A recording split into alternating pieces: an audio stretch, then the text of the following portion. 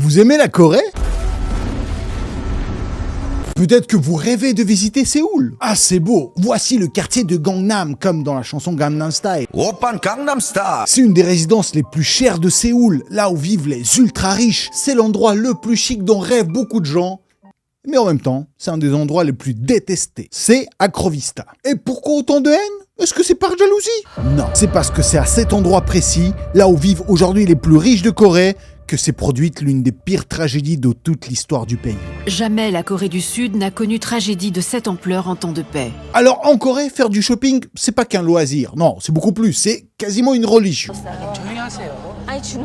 Une fissure importante est apparue au pied de l'un des piliers. Si vous êtes déjà allé à Séoul, vous allez me le confirmer dans les commentaires. C'est là-bas qu'on trouve les magasins les plus fous du monde. Non, c'est pas une galerie d'art contemporain. C'est un magasin de cosmétiques. Et en Corée, on fait tout pour impressionner le client. Pour qu'il revienne encore et encore et encore. Et ça ne date pas d'hier. Un jour, un tout nouveau centre commercial a ouvert ses portes. Rose pâle, flambant neuf, ultra chic. Son nom c'est Sampoong. Il y a des ballons partout, de la musique, des employés en costume impeccable, des sourires forcés mais photogéniques. Les clients sont surexcités et c'est normal, parce que la Corée n'avait jamais vu ça. À l'époque, c'était le plus grand centre commercial du pays. Au rez-de-chaussée, des boutiques de luxe. Aux étages supérieurs, des vêtements, de l'électronique, tout ce que vous pouvez imaginer. Donc c'est le bon gros centre commercial comme partout. Enfin, seulement en apparence. Pendant 5 ans, le centre commercial Sampoong cartonne. Il est blindé de monde, adoré par les gens de Séoul. C'est un modèle de réussite, de modernité, de richesse. Jusqu'au jour où tout s'arrête brutalement. Alors d'habitude, ce centre commercial de luxe est climatisé. Il fait super frais et agréable. Sauf que le 29 juin 1995, en plein été, quelque chose clenche. En fait, on dirait que la clim ne marche plus. Pourquoi il fait aussi chaud ? Malheureusement, c'est les climatiseurs qui ne fonctionnent pas aujourd'hui. Les vendeurs commencent à se regarder, à murmurer entre eux, un peu agacés, mais assez perplexes. Genre, ouais, on est dans un centre commercial élitiste, tout est censé être parfait. Pourquoi un magasin aussi prestigieux n'avait pas de climatisation en bon état ? Et dans la journée, une première rumeur circule. C'est que le 5e étage est fermé. C'est des travaux, peut-être un problème technique, une inspection sanitaire. Personne ne s'affole. Les vendeurs continuent à vendre, les clients d'acheter. Business is business. Puis, une autre rumeur apparaît, un peu plus bizarre. Certains disent que les escalators ont bougé, qu'ils sont devenus un peu de travers. Genre, c'est pas comme d'habitude. Alors, personne ne comprend trop ce qui se passe, mais tout le monde hausse des épaules, se dit, c'est pas grave. Et soudain, un énorme bruit venu d'en haut, sec et violent. Le sol tremble, le bâtiment aussi. Juste assez pour faire lever la tête à tout le monde. Alors pendant quelques secondes, certains pensent à un tremblement de terre. Puis le calme revient. Il n'y a plus de bruit, plus de secousses. Tout semble normal, alors tout le monde reprend sa routine. Je suis peut-être un peu naïve, mais je n'ai rien vu venir du tout. Les vendeurs vendent, les clients consomment. En réalité, les vendeurs sont plutôt sereins parce que dans leur tête, c'est simple. On est dans un centre commercial de luxe. S'il y avait un danger, ils seraient évacués, forcément. Ils faisaient 100% confiance à la direction. La direction, c'est ce qu'elle fait. La direction a tout sous contrôle. Et donc 10 minutes après la première secousse, après 10 minutes de faux calme, et là un nouveau bruit arrive d'en haut. Et c'est assourdissant, violent. Les gens au rez-de-chaussée ressentent un choc énorme. Puis un souffle brutal. Comme une explosion de vent à l'intérieur du bâtiment. À cet instant précis, tout le monde comprend qu'il y a un problème. Un gros problème. La panique éclate, les gens se mettent à courir vers les sorties, mais ils n'auront pas le temps. En quelques secondes, sous les yeux, le bâtiment commence à s'effondrer, étage par étage, en partant du 5e.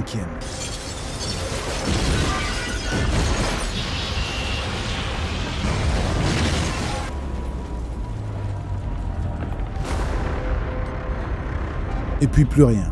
C'est le noir total. En environ 5 secondes. Tout ce qu'il a fallu pour le centre commercial de Sampoong de s'écrouler jusqu'à ses fondations, avec toutes les personnes à l'intérieur. Quand on voit ces images, on se demande sincèrement comment quelqu'un a pu survivre. Et pourtant, il y a eu des survivants. Parmi eux, une jeune femme travaillait au rez-de-chaussée ce jour-là, Yoo Ji-wan. Elle racontera plus tard ce qu'elle a vécu. Tout est devenu noir d'un coup. Un noir tellement total qu'il n'y avait aucune différence entre avoir les yeux fermés ou ouverts. Elle explique aussi qu'elle ne pouvait plus bouger les jambes.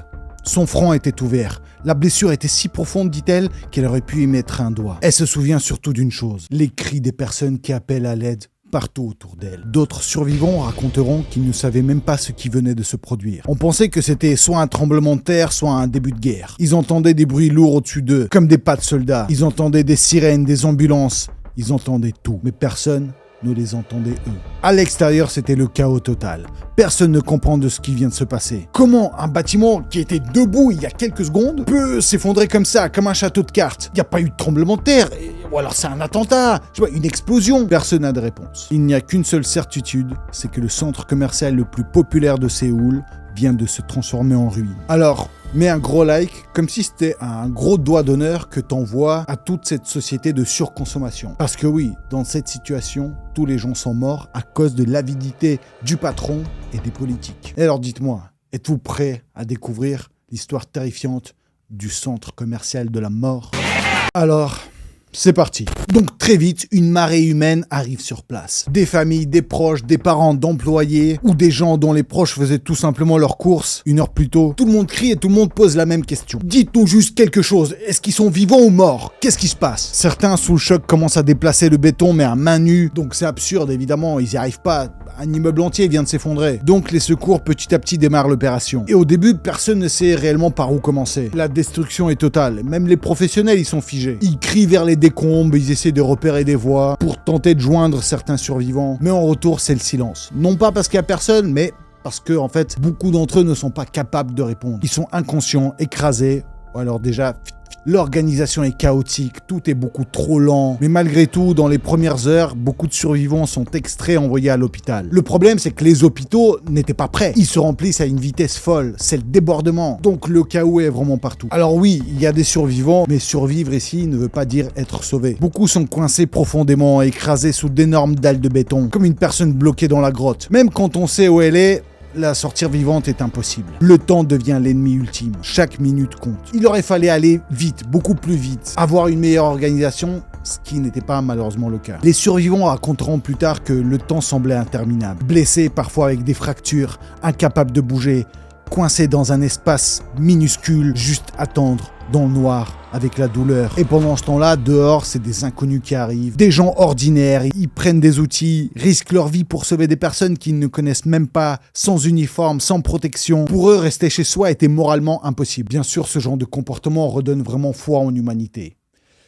Mais il y a eu aussi d'autres comportements. Ouais, il y a un autre détail sale dans cette histoire. C'est que pendant les gens étaient coincés sous les décombres, pendant que leur vie se jouait à une minute près, d'autres ont décidé que c'était le moment de faire du shopping gratuit. Oui, autour de Sampong, des milliers de pilleurs se rassemblent. Ils entrent dans les parties encore debout du bâtiment et volent tout ce qui peut se voler. Argent, bijoux, vêtements, électronique. Pendant que tout le monde essaie de sauver des vies, eux ils pillent tout ce qui reste dans le centre commercial. Il y a eu environ 800 pilleurs arrêtés. Des gens qui se sont dit « Catastrophe nationale ?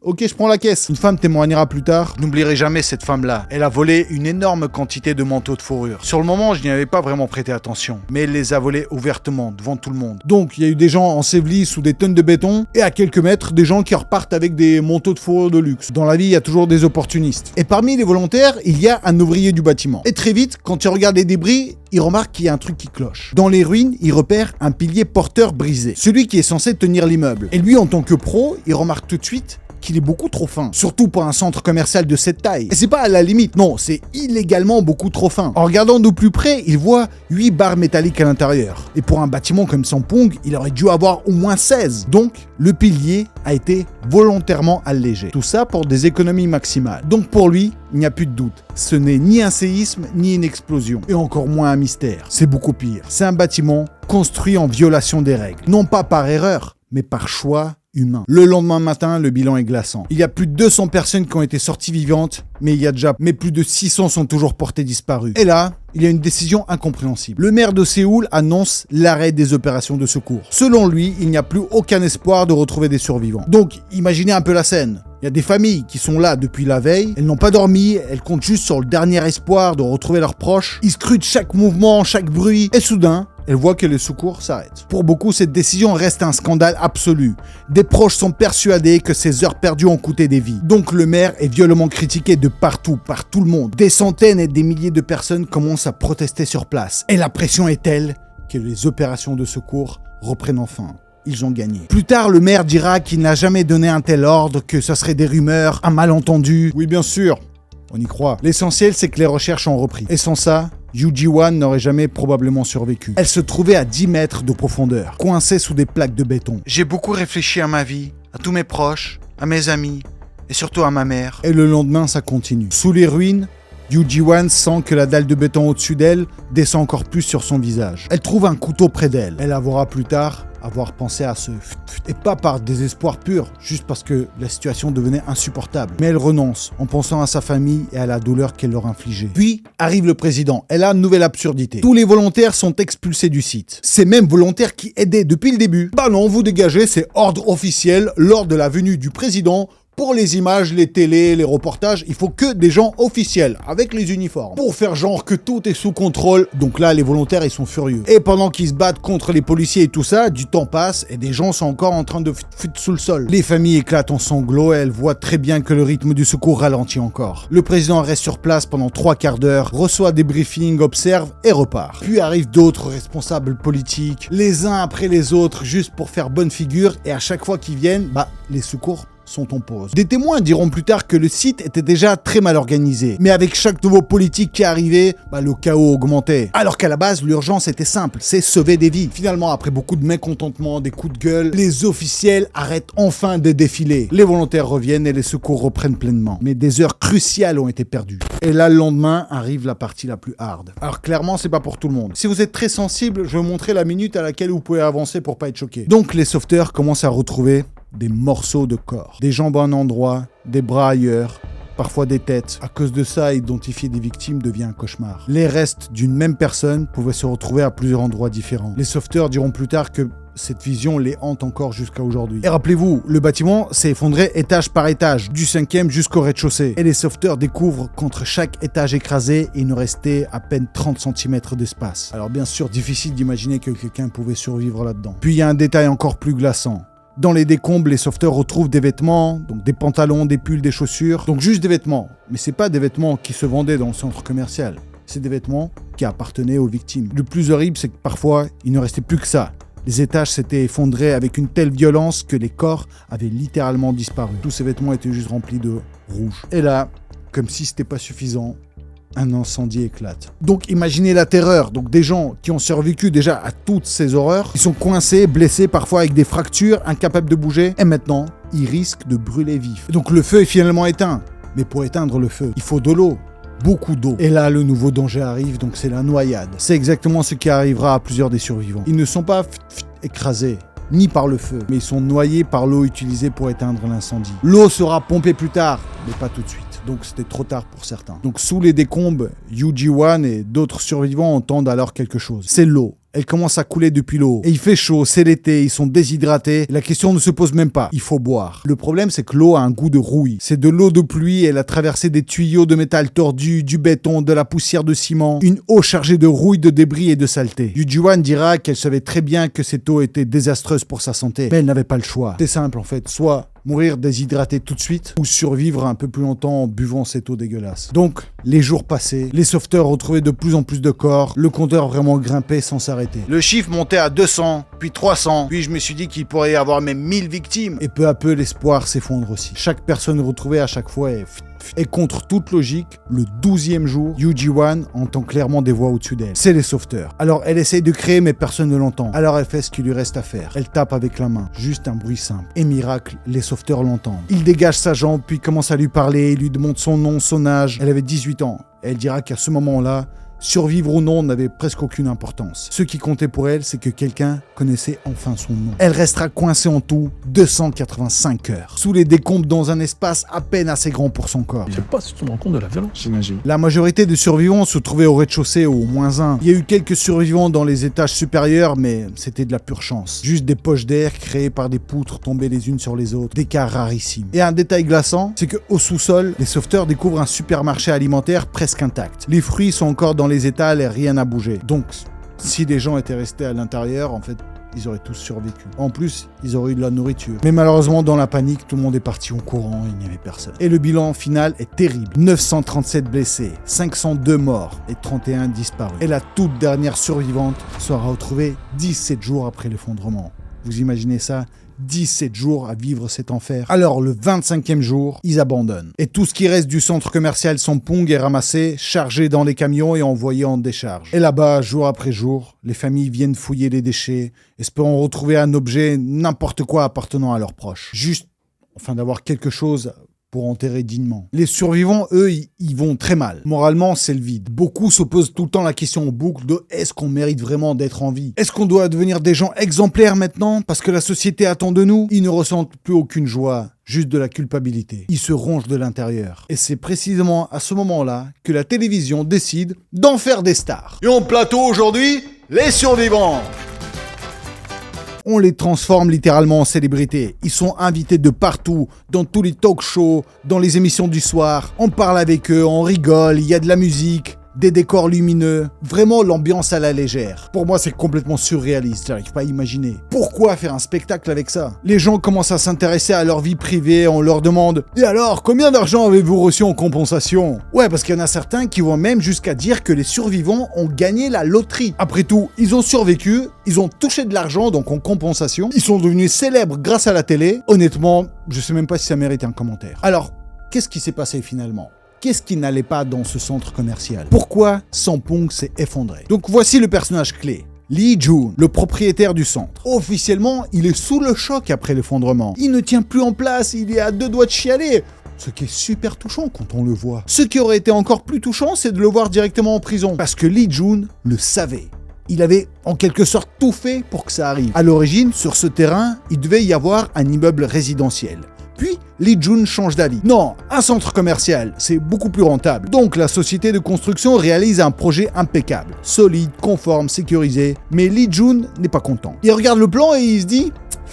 Non mais il n'y a pas assez de magasins là. Donc il exige beaucoup plus d'escalators. Et pour faire rentrer tout ça, il demande de réduire la taille des piliers porteurs. Logique financière, plus de boutiques égale plus d'oseille. Logique structurelle, c'est la catastrophe annoncée. Donc les mecs, sous le risque, ils refont un peu les plans, puis ils trouvent que c'est pas suffisant, il faut encore plus de boutiques. Donc ils décident d'écarter les piliers. Et on arrive jusqu'au point où, au milieu, il n'y a plus rien pour soutenir les étages. Donc la société de construction refuse. Ils lui ont dit clairement... On ne construira pas un bâtiment aussi dangereux, il pourrait s'effondrer. Lee Jun rentre alors dans une rage noire. Il les vire et il embauche une autre entreprise. Beaucoup plus conciliante et prête à fermer les yeux sur tout, tant qu'il y a de l'oseille. Et malgré les violations techniques massives, le centre commercial idéal de Lee Jun est construit. Et attendez, il a fait encore pire, parce que sur le toit, il a installé des climatiseurs industriels. 3 énormes machines, 15 tonnes chacune, donc 45 tonnes posées sur un toit qui n'était absolument pas conçu pour ça. Et il y a un détail important, c'est que lors de l'effondrement, une seule partie du bâtiment s'est écroulée. C'est la partie nord. La partie sud avait aussi des défauts, mais pas aussi extrêmes. Et maintenant, le moment le plus cynique de cette histoire, rappelez-vous, c'est que les employés à la base, ils faisaient confiance à la direction. S'il y a un danger, on nous évacuera. Alors qu'est-ce qu'elle a fait la direction le 29 juin? Ils étaient en réunion, et là le directeur, il remarque une énorme fissure au niveau du toit, autour des climatiseurs. Il descend au 5e étage et les employés des restaurants l'alertent. Regardez ce pilier, il y a des fissures inquiétantes. Les fissures étaient si graves qu'une partie du sol du 5e étage s'était affaissée autour du pilier. Et donc le mec décide de fermer juste une partie du 5e étage. Pas le centre commercial complet. Une réunion d'urgence est organisée, donc Lee Jun arrive, et donc les gens proposent de fermer immédiatement le centre commercial et dégager tout le monde, par précaution. Et là, Lee Jun, elle explose. Mais vous vous rendez compte de l'argent qu'on va perdre si on ferme maintenant? C'est le soir, c'est le pic des ventes. Donc, il refuse. Et juste après, toute la direction évacue discrètement le bâtiment. Ils partent, et ils laissent les employés, et il laisse les clients. Un peu comme des rats qui quittent le navire qui coule. Et si à ce stade, vous trouvez déjà que Lee Jun, c'est un monstre, accrochez-vous parce qu'il est encore pire. Le jour de l'effondrement, dans le centre commercial, se trouvait la femme de son fils, donc sa belle-fille. Elle s'appelait Gukne. Elle travaillait ce jour-là à Sampong. Lee Jun savait que le bâtiment était en danger. Il savait qu'il y avait des fissures, il savait que tout pouvait s'effondrer. Et pourtant... il ne l'a même pas prévenu, ni elle, ni sa famille. Comment on l'a appris? Parce qu'elle a été retrouvée dans les décombres, encore vivante. Et c'est elle-même qui l'a raconté. Enfin, au moins une vérité qui est sortie, quoi. Et la justice, elle n'a pas été assez sévère. Parce que Lee Jun a été condamné à 10 ans de prison. Puis sa peine s'est réduite à 7 ans. Puis il est sorti encore plus tôt pour bonne conduite. Et il est mort plus tard à cause de problèmes de santé. En fait, il avait de l'argent, des influences et des relations. Ça aide toujours. Et son fils faisait aussi partie de la direction. Oui, donc le mari de la femme là qui était retrouvée dans les décombres. Lui aussi, il a été condamné, il a pris 7 ans. Et on pourrait croire que cette catastrophe a servi de leçon ultime. Un avertissement gravé dans la roche, dans le béton. Mais non. Les années passent et l'histoire se répète dans d'autres pays, d'autres villes. Il y a eu l'effondrement de Bangkok.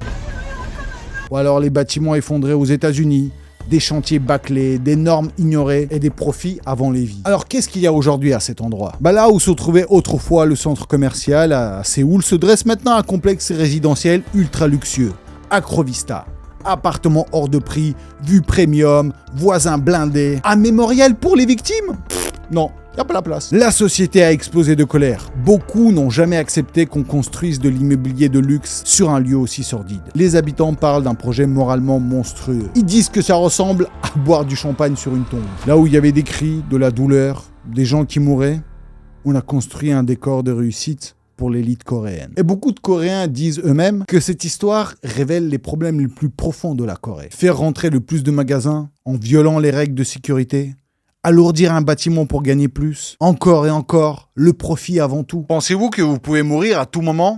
Oui, surtout en République de Corée. Ah, je vous jure, ça fait froid dans le dos. D'ailleurs, n'hésitez pas à regarder ma vidéo sur la Corée en général. Ça explique un peu cette tendance à la surconsommation. Alors j'avoue, c'est bientôt Noël, c'est pas le thème le plus adapté, mais malgré ça, mes Yagedo, mettez un maximum de likes. Moi, je vous fais un maximum de Yagedakis. Et j'ai déjà hâte de vous retrouver à la prochaine vidéo qui va arriver effectivement, mais très